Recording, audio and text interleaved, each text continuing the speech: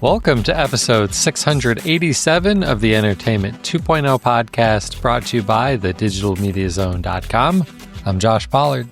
And I'm Richard Gunther, and this is the show that puts you in control of your favorite movies, music, shows, and games. And Josh, I'm sorry I missed last week. Had a busy, crazy week. Wasn't feeling great. Also have a boo-boo. I cut my finger while I was assembling some shelves, so that just added to my drama last week. This isn't like a laser engraving or 3D printing injury. You didn't laser engrave a tattoo on your finger? Doing something stupid and assembling sheet metal shelves, not sheet metal, but steel shelves without wearing work gloves. So, yeah. I kind of like this idea of a laser engraved tattoo, though. Can you do that? Yeah, no, that's not happening. Absolutely not happening. But we should move on because we have recommended a lot to talk about tonight. We do. Richard is going to rant about some naming stuff this week. The On 4K Plus that we talked a little bit about last week is now officially available. I mean, frankly, that's the whole news story. Spotify is simplifying buying audiobooks. The Trump strategies may result in the removal of ebooks and audiobooks from your local library. We'll have more details there.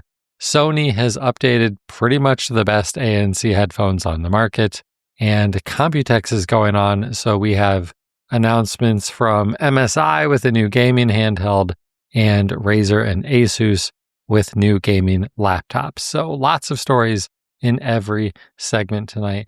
We also have some feedback. Some of this came into our email inboxes. Entertainment20 at thedigitalmediazone.com is that email address, and some on Blue Sky. All of our contact information is at the end of the show, so hang on until the end or go over to thedigitalmediazone.com to get all of that contact info. So, Richard, why don't you kick off the first piece of listener feedback? Yeah, so by being the first person to read the feedback from this person, I have to figure out how to pronounce his name on Blue Sky. I think it's going to be Skis WM. I think it's Ski Swim. Ski Swim. Okay, well, in any event, this person says for Richard's 300 cable boxes in his castle in the Carolinas, why not switch to a service like YouTube TV? Pay for unlimited streams and put a box of some sort on each TV. Create an email specific to the rental property to pay for the monthly YouTube TV fee. So, at first glance, this seems like a good idea. And I did think about this. In fact, I investigated a couple different streaming cable alternatives. And two things held me back here. Yes, I would need to set up a separate email address for that. But if I did that, there's a possibility that a logged in user could mess around with settings on the account. And I certainly wouldn't want that. Even though it's not my own account, it's dedicated to the house, I wouldn't want to risk that. I wouldn't want to have to deal with that because then I have to troubleshoot it remotely. Speaking of troubleshooting, what if you get logged out? Now, you have this account that has to be logged in, kind of like my TVs. Then we'd be adding another one, a separate one for the TV service that would have to be logged in. And what if someone just accidentally logs me out from that? It's harder to log someone out of the TV because it's hard to do anything on a Samsung TV. But it's fairly easy to log out of YouTube TV. And if someone did that, then they wouldn't be able to get in, and then I'd again have to make sure the password is available for them, and they could log in again, and now they have the password, and now they could really go in and mess with the account if they wanted to. So I opted not to go this route.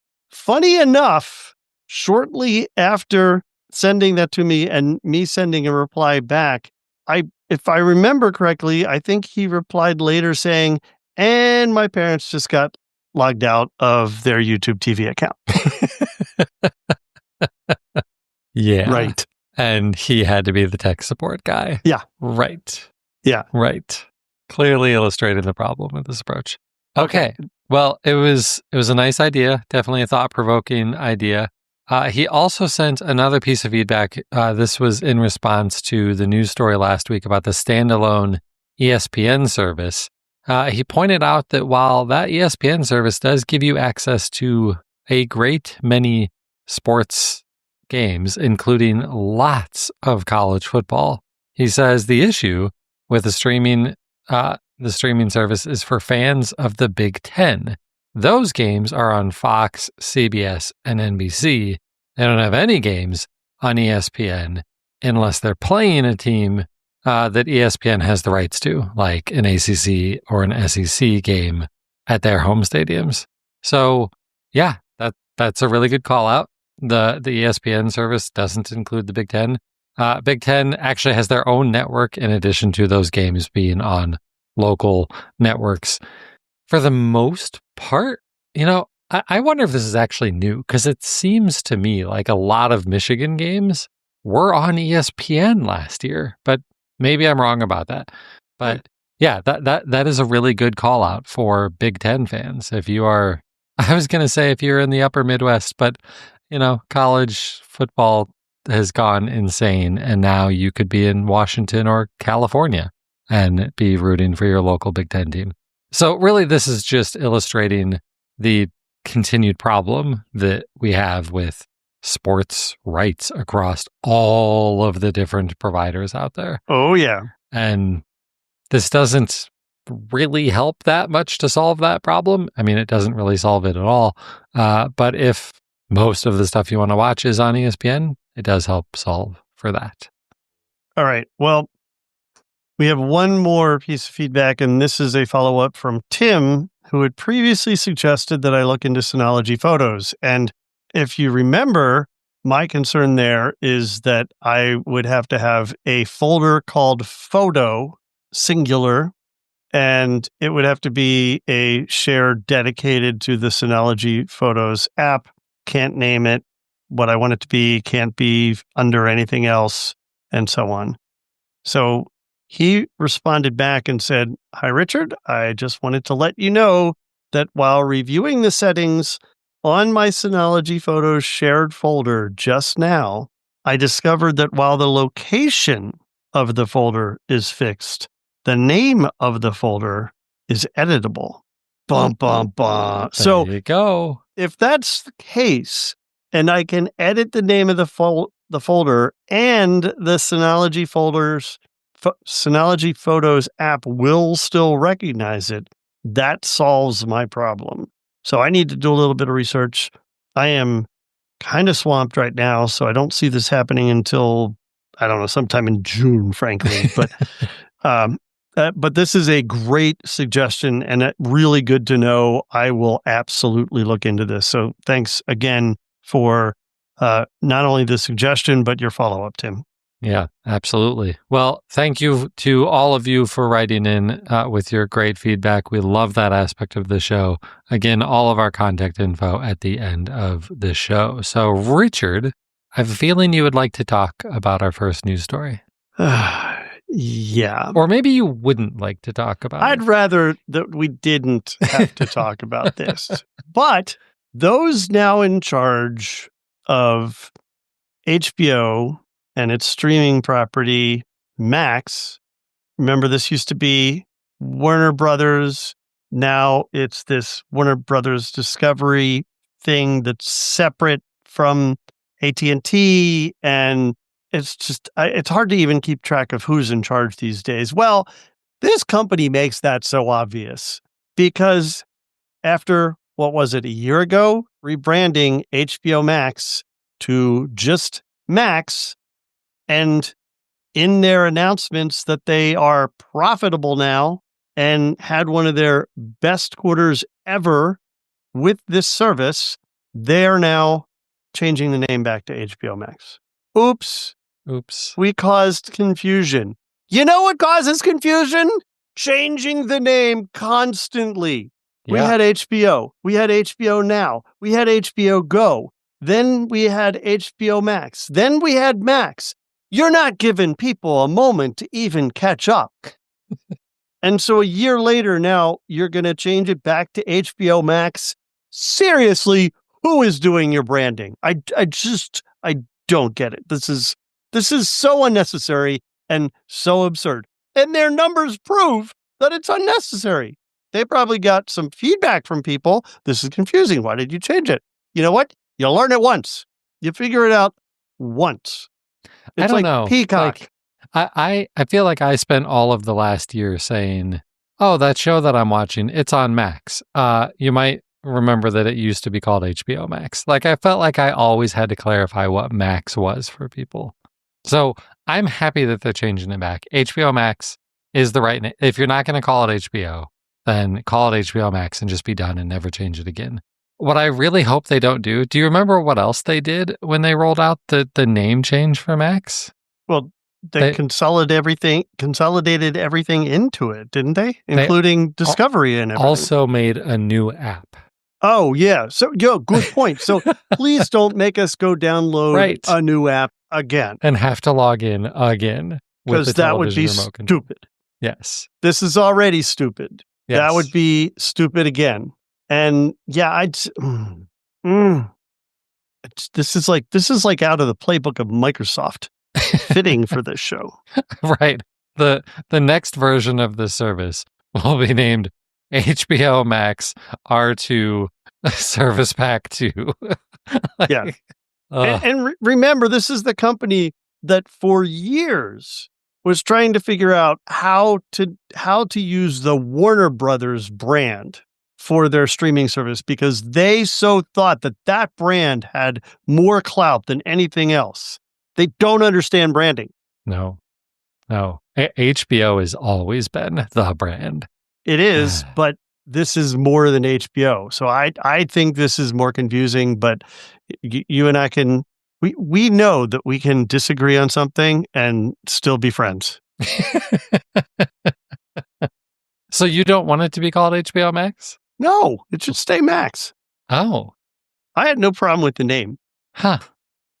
Okay. No problem at all. I like this better because the Max part to me is like, well, HBO is the crap you care about, and the Max is just everything else that we're going to have on here. Maybe you feel that way, but people who like Discovery content, like me, this is where I go for Discovery content. But do you care more about the Discovery content than the HBO content? Not more, but I probably watch it about equally. Okay. So that's fair. Yeah. Okay. Well, we can both at least agree that you shouldn't change the name of your service every year. No. Again, Microsoft's playbook. Exactly. All right. Well, our other video story is, again, as I said at the top of the show, the Walmart's on-branded on 4K plus streaming device, that 4K Google TV powered streaming device, is now actually available. Walmart just doesn't know how to actually officially release products. Now it's actually available. You can buy it online. You can probably find it in your stores now.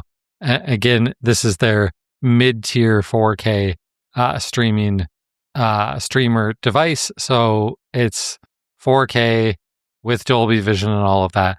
And it's only $30. So that makes it $10 cheaper than the competing Roku and $20 cheaper than the 4K Fire TV. So race to the bottom on pricing. And I'm going to say, my favorite streaming OS. Some people like Roku better. I don't know that anybody out there likes Amazon Fire TV better.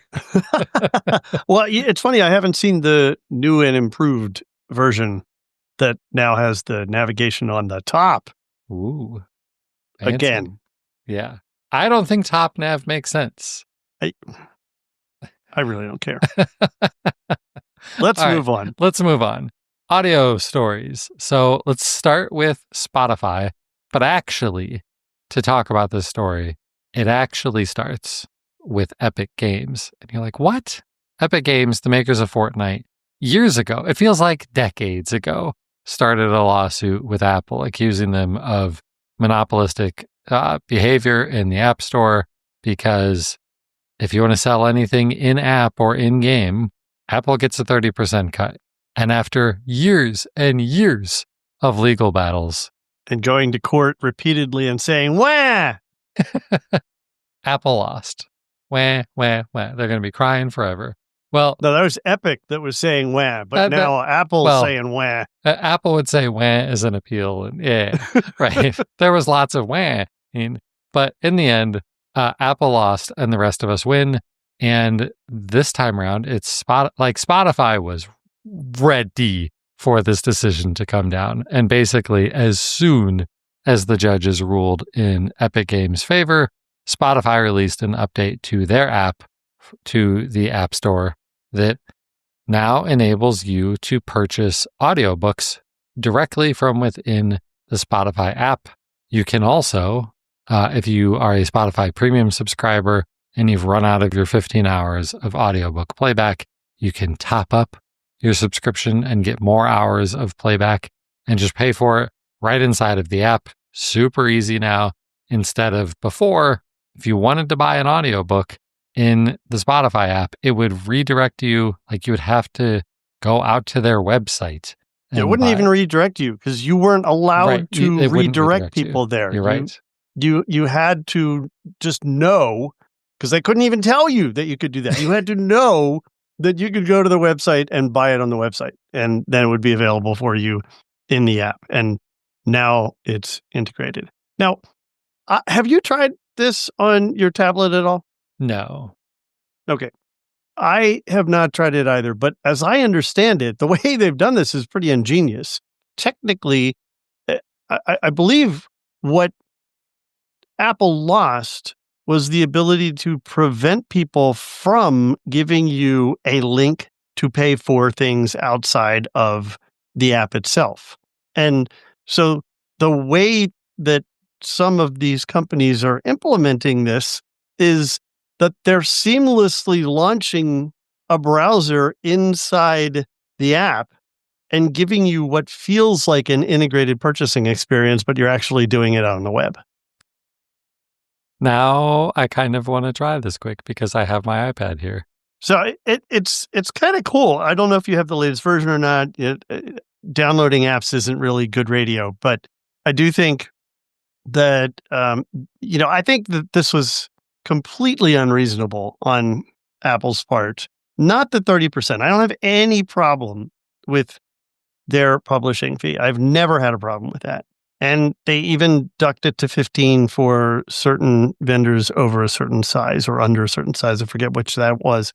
So the issue, though, was that they wouldn't let you even let people know that where they could buy something outside of the app, let alone take you there to go do it, which was just absurd. Yeah. Well, I must either have an old version or maybe this works differently for different books or for premium subscribers. I don't see an option there.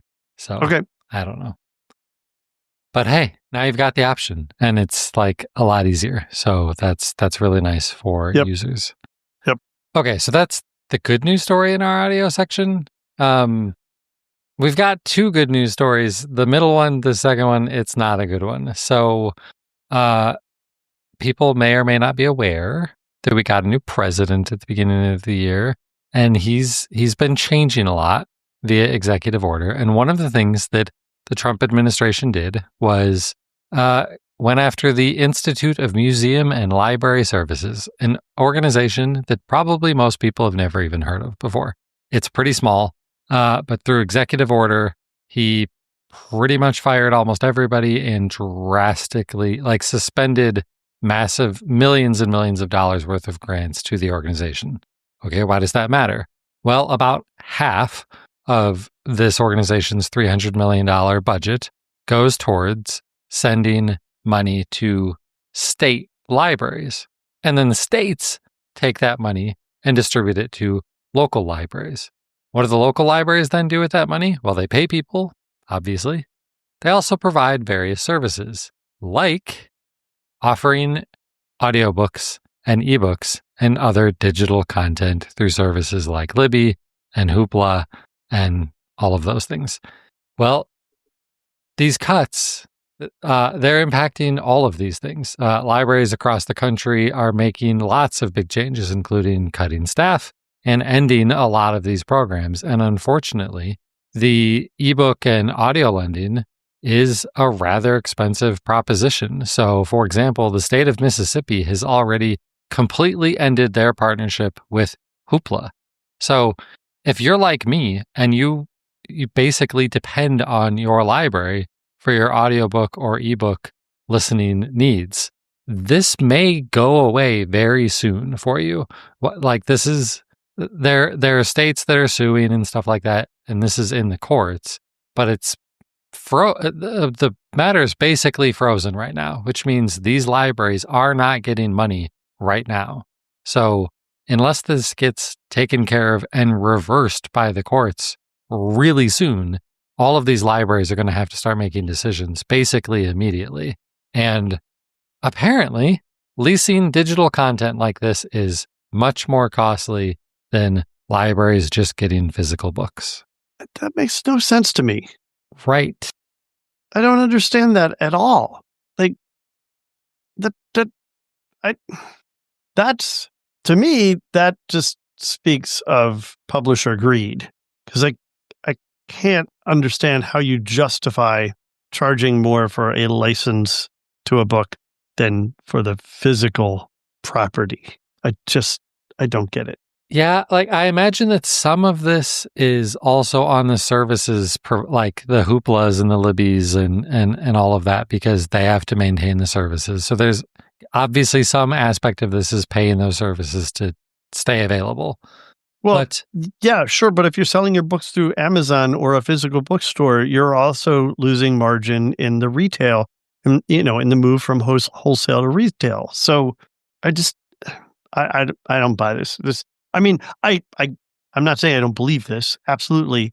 This sounds like the kind of BS that I hate in business, and that wouldn't surprise me, but it seems ridiculous. It does seem ridiculous and really surprising, because it's not like if you go to your library, you instantly have access to all of these things, because you actually still have the same constraints that the libraries put on you with physical books. If you want a physical book from your library, they only have so many copies. And the same is true with ebooks and audiobooks. Right. So it's not like they're paying more to have an unlimited supply.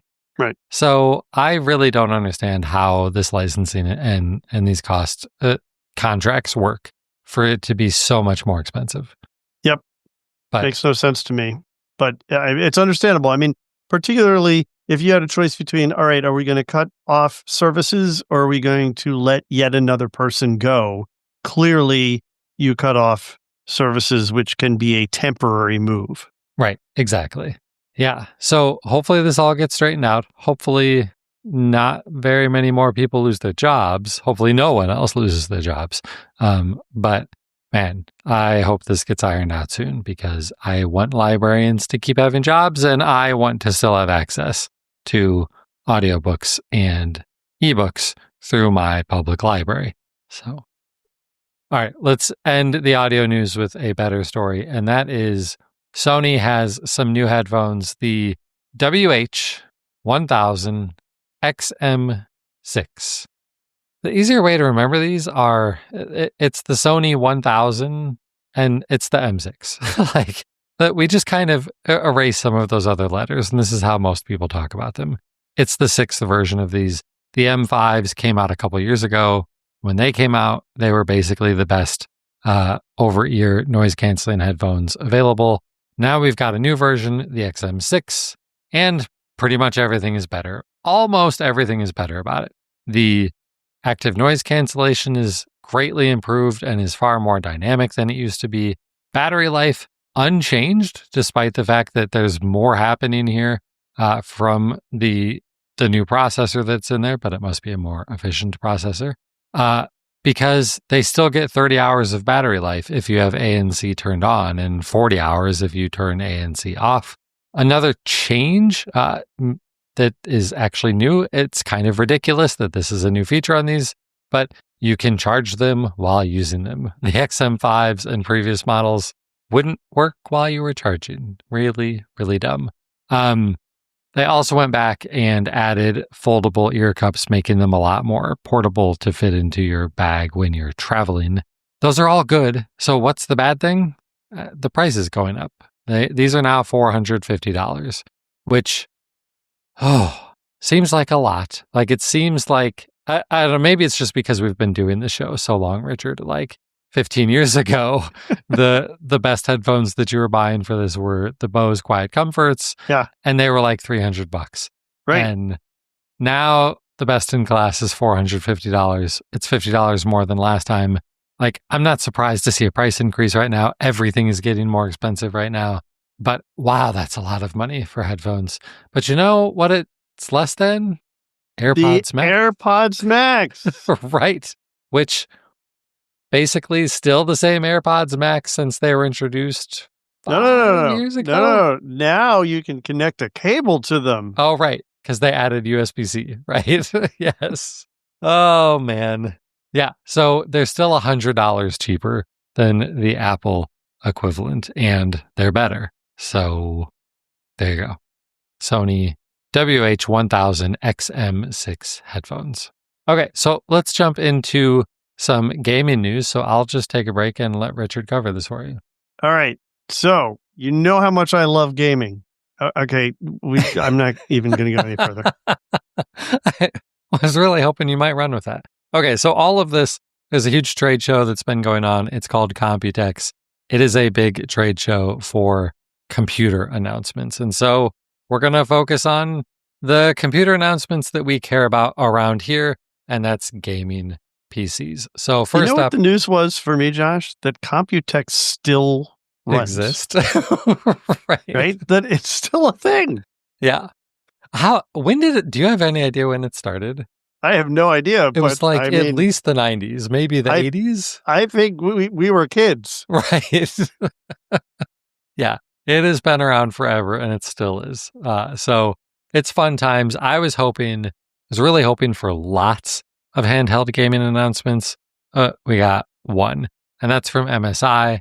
They have a new version of their handheld. It is the Claw A8 BZ2EM. Like, these names are terrible, as you kind of expect. This new MSI Claw, it's still the A8, so it's still the 8-inch screen. It's basically the same sort of form factor as the MSI Claw 8 AI Plus, announced and released a few months ago.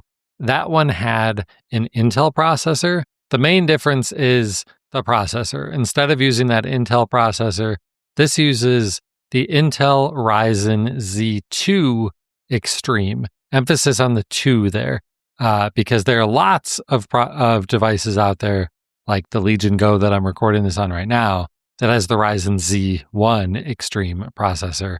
You might be thinking, but the Z2 Extreme isn't new, Josh. There was that Legion Go S with the Z2 Extreme. No, that's not out yet either, because the Z2 Extreme processor isn't actually available yet. The thing that was in that Legion Go S that came out earlier that was largely panned by reviewers, that was the Z2 Go, which is a much less powerful processor, or maybe weaker processor would be the easier way to describe it. Basically, everything else about this, other than the processor, is the same as what you were getting in the Intel powered device. So it's got the 120 hertz refresh rate on the 1920 by 1200 screen. It comes with up to 24 gigabytes of RAM and 1 terabyte of SSD storage. So that all sounds great. You're wondering, cool, how much is this going to cost and when can I buy it? I don't have answers to either of those two important questions because, like I said, the Z2 Extreme isn't actually available yet. And maybe that's why MSI was the only one announcing their device. Maybe everybody else is waiting for the Z2 to actually be available so that they can put a price on these things and a date and start shipping them. So I don't know. Here's hoping for maybe later this summer we'll be getting some of these. Maybe all of these companies are holding off because you surely don't want to release these within weeks of the Nintendo Switch 2 going on sale, because you're just going to get obliterated there. So maybe wait, and hopefully we'll see this and more devices later in the year with the Z2 Extreme. All right, so that's it for the gaming handhelds. What about laptops? Well, there are really two main ones that we want to talk about here. One from Razer. I guess actually three. So Razer has finally announced all of the details for their Razer Blade 14. The 16 is kind of their main Razer Blade, and they gave us all of the details for the 16 at CES. But the Razer 14 is now fully fleshed out, and it's mostly cool, but they are really trying to continue to be the Apple of the gaming laptop ecosystem. These things are expensive. You pay more for the design and everything that you get out of that. And they're even kind of doing silly things with their configurator. If you pick certain things like a different video card option or different storage, then it forces you into other things. Like if you want a 2 terabyte SSD, well, then you have to have the 64 gigabytes of RAM and the most expensive video card. And the leather seats. Right. And the moonroof. Right. Like it doesn't make any sense. So I think the model that most people would get, probably should get, would have so the the Blade 14, it only comes with AMD Ryzen processors. And in this case, you're going to want to go with the Ryzen AI 9 365 processor. The display on it is a QHD Plus, because it's 16 by 10, 120 hertz OLED. So you're getting a really beautiful display with a higher refresh rate. I would pick the option with the GeForce 5070 card in it. Notice I said 5070, not 5070 Ti. So this only includes 8 gigs of RAM on that video card. Get it with 32 gigs of RAM. Get it with the 1 terabyte of storage, I guess. Otherwise, you're going to be paying out the nose for everything else. And that laptop will set you back $2,700, which already seems like a lot for an 8 gig 5070 in this, and only a terabyte of storage. If that sounds like a lot just hearing about it on its own, well, let me tell you about the Asus Zephyrus G14. Wait, before you go there, I mean, you've seen these. You've seen the 16 up close, haven't you? Yeah, they're gorgeous. These are beautiful, beautiful machines. Like if I were still in the PC space, I would want this specific machine. 14 is a perfect size. Yeah. 16 is too big for me. But man, these are absolutely gorgeous machines. Yeah. Yeah. There are no better looking Windows laptops on the market. And that's been true for years. They're absolutely stunning. I was going to say maybe go to a Best Buy and check them out, but I don't know. Do your Best Buys even have laptops inside of them anymore? Who knows? Maybe. Okay, so let's go on to Asus. The ROG Zephyrus G14 and G16, obviously the 14 and 16-inch laptops. The G14, it's where it's at. This also has an AMD processor. This is the Ryzen AI 9 HX 370. You'll notice that 370 is a bigger number than the 365 in the Razer Blade 14. You have multiple options here on video cards. The option I would go with here includes a 5070 Ti, which includes 12 gigs of RAM, which is far more appropriate, I think, if you're going to be buying a new higher-end-ish gaming laptop. That will run at 110 watts on the GPU. So, I mean, that's about what we can expect. It seems like most of what these laptop manufacturers are pushing towards the GPUs, which is unfortunate because it looks like with the 5070 and the 5070 Ti, they do really well if you just throw more and more power at them. But it's a laptop, so there are limits. So 120 watts on that 5070 Ti. This has a 3K OLED running at 120 hertz with G-Sync, 32 gigs of RAM, a 2 terabyte SSD for $2,500. So you get double the storage, a better video card for $200 less money. It seems like a no-brainer. It doesn't look as good as the Razer Blade, but I'm like, but it's an Asus, right? I mean, but it's really good, and it doesn't look hideous. Like this, if you haven't really looked at a gaming laptop since like the mid to late 2010s, when they all looked like they were trying to compete for making them look like spaceships and like just crazy designs. That's not what we've got here. It's not as good as the Razr, but it's like you're not going to be embarrassed to take this out in public. And the G14 and the G16, they've really been undercutting the Razr and frankly most of the competitors for the last few years. The G14 has really been in the sweet spot for a while, especially if you want that 14-inch more portable device. They do have the G16. The 16-inch model uses Intel processors, and this is if you just need lots of power, go to the G16. This is where you can go insane with the specs. They come with Intel Core Ultra 9 processors. It has a 2.5K OLED running at 240 hertz.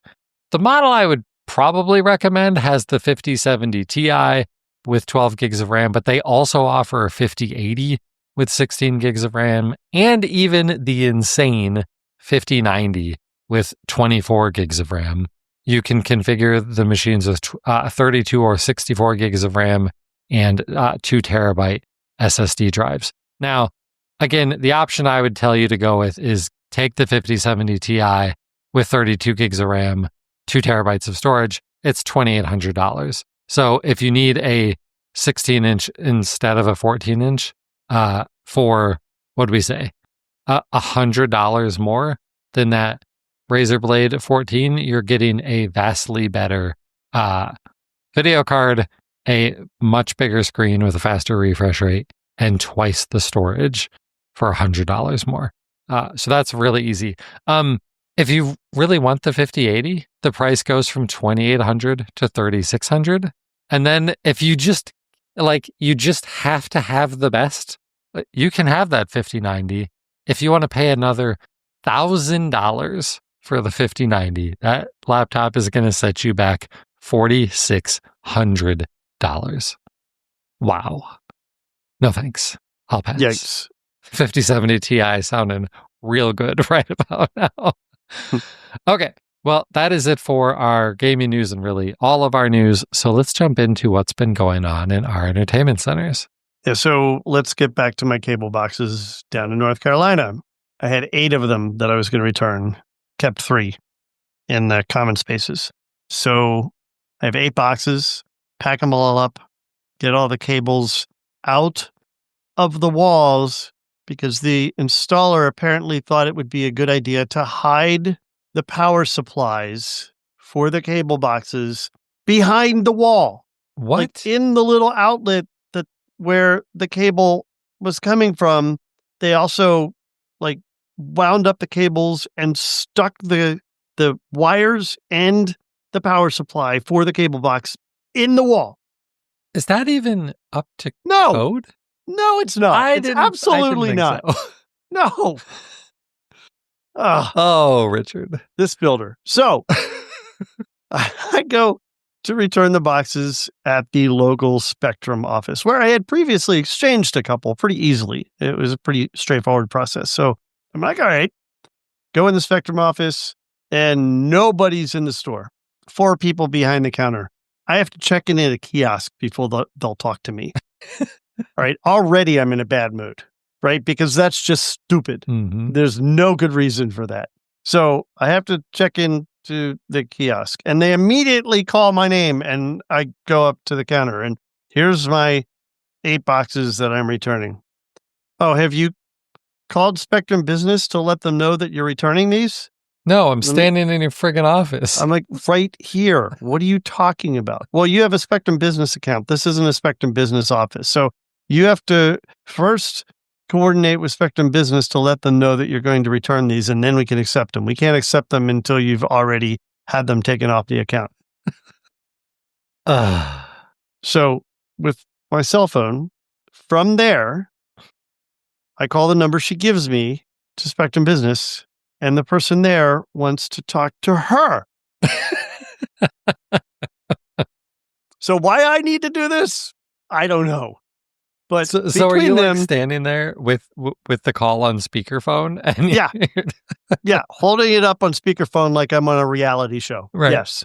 Yeah, it was ridiculous. And I'm in such a bad mood at this point, and my tolerance for bad customer service is so low, Very so low. low.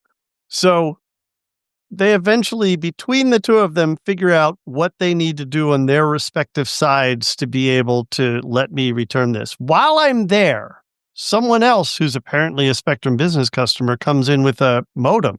Actually, it wasn't a modem, it was a switch. And says, "Hey, your cable guy told me that I need to return this. I don't need this." And they didn't know what it was. Nobody there, they're like, "That's not ours." It's like, "No, your guy told me this is from Spectrum and I don't need it and I can return it here." Well, we don't know what that is. And I'm like standing there watching this. I'm like, "It's a network switch." So she's trying to look it up. Of course, it's a network switch, but they operate like they're separate companies. They're not separate companies. They're separate divisions. By the way, speaking of companies, we didn't talk about this, but Charter, the company behind the brand Spectrum, is actually going to be merging now with Cox. So we can only expect this to get worse. Right. Just crazy. But they're all off my account. I'm saving over $100. And then because of that savings, I cranked up the channel packages that we offer in the house so that those TVs that do get TV won't have so many blank spots in their stupid guide, since I can't take the unreceived channels off the box. Man. Overall, terrible experience, which is unfortunate. I used to work for Time Warner Cable before they became this. Anyway, all right. So what have I been watching? I am up to date on The Last of Us. Oh, I know you're not excited about this. What do you think of the last episode? No spoilers, but did you like it? I've not seen episode 6. Oh, I have an okay. idea. Like, I think I have a pretty good idea of what it is. I mean, they teased. Yeah. I'm excited about this because it was one of my favorite parts of the game. So good. So good. Yeah. Good. Got to me good multiple times. So good. Episodes Loved 4 it. and 5 have been trash. This is not a good show. As somebody who didn't play the game, I totally disagree. I don't understand. I can't figure out what they're doing with Ellie. I think it all flows, and I agree with your assessment that you talked about last week, where you believe that they're letting the other character outshine her. I agree with that, and I think this episode makes up for that. All right, so moving on. We are also still watching The Voice. We're up to date on that. We are about an episode behind on Doctor Who, but enjoying that. We watched all of the Amazon Season 1 series, The Bondsman. This is a Kevin Bacon thing where he is basically commissioned by hell to search demons and send them back to hell. And it's gory as anything, but a lot of fun. And we just finished the first season. And I just read that 2 months after releasing this, Amazon has already canceled it. That they didn't get the numbers that they wanted from this show. In 2 months, it's a streaming show. It's going to be out there for a good while, and it could get some attention. We didn't even know about it till it was near the end. Yeah, this is the first I've ever even heard of it. Right, because it was not promoted well. And I generally don't think people just hang out in Amazon Video. You go there when you know that there's something cool to go watch. Yeah. So I don't know what they're doing over there, but I hope they rethink that decision because it was fun. I'd love to see more. All right, I finished watching The Amazing Race season 37. I couldn't be happier with the ending of the season. I'm so excited for the people that won, and all I have to say is that there's one couple there that needs some counseling. Definitely. I mean, isn't that true of like most of the people on most reality shows? Yeah. So to give you an idea, while I'm watching this the other night, I just decided to Google Amazing Race a-hole husband. And the Gemini response for that was, oh, you're talking about Jonathan so-and-so. This is, I'm like, yep. The world agrees. I mean, just oh man, it was hard to watch. It was hard to watch some of these scenes, but yeah, they need some counseling. So, moving on, we finished season 3 of Welcome to Wrexham. We were way behind on that and decided to finish it because season 4 just started. So, looking forward to watching that. And I did go back and watch the revised Mythic Quest ending. I would conclude after watching that there was really no reason to revise it. The first version that's no longer available was better, even though it ended. So, yeah, weird. We also watched a movie called Queer. I think this is an independent film. It got a lot of attention because it had dude who played James Bond. What is his name? Most recent James Bond. The blonde guy. Blonde dude. Yeah. Anyway, was starring him. He's excellent in it. This is such a weird film. I don't know that I would recommend this to anyone. It's so weird. It's so full of confusing symbolism and just weird, but getting a lot of acclaim for some reason. It'll probably win stuff. And then finally, I finished reading The 99% Invisible City with my book club. Loved that. No big surprise. And now I'm hoping to get back to The Siren's Call. Our new book in the book club is called Do I Talk Funny? And I don't even know what that is. So I have to find out. That's it for me. How about you, Josh? Okay. Not a ton. I did play a little bit more of Claire Obscure Expedition 33. Still absolutely loving that game. Unfortunately, I've not had anything spoiled for me in it. No movies. On the TV side, some hockey.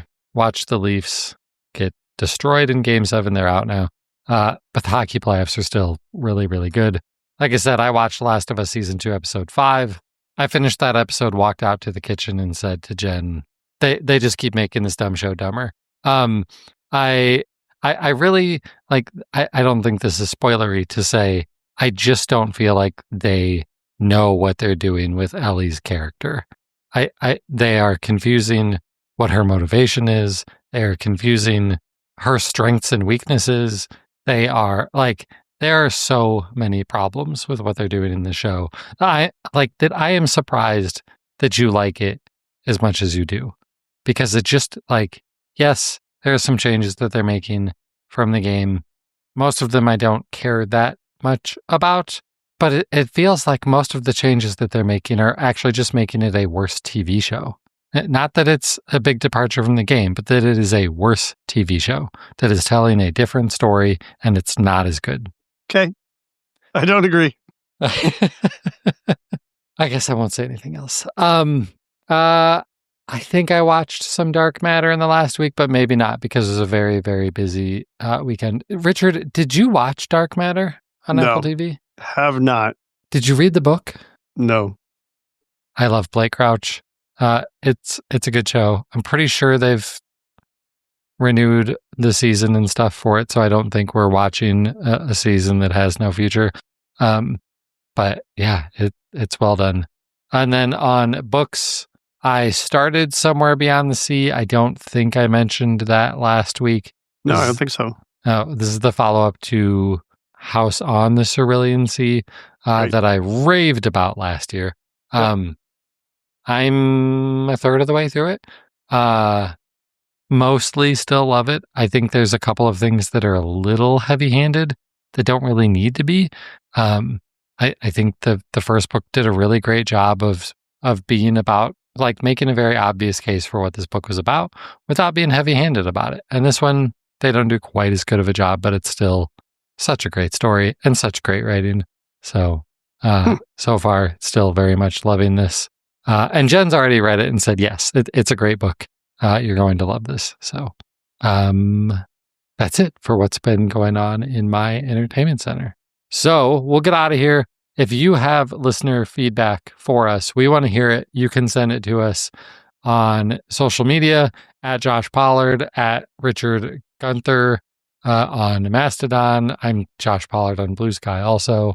You could ask us, how can you not remember Daniel Craig? Right, Daniel. And while you said it, I'm like, well, let me go over to Bing and search James Bond actor. And like, it didn't even show Daniel Craig. It was showing like all of the other ones. Good old Bing. Come on, Bing. Get your life together. Yeah. So we're all over social. Email address, entertainment20@thedigitalmediazone.com. Just go to the website, www.thedigitalmediazone.com. All of our show notes are there. All of our contact information is there. All of the ways to subscribe to the show, including on YouTube, are over there. And so that's where you can find everything the easiest.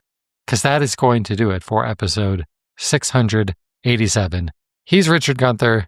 He's Richard Gunther. I'm not good at pointing on video. There we go. He's Richard Gunther. And I'm Josh Pollard. Thanks for listening to Entertainment 2.0. Adios. Goodbye.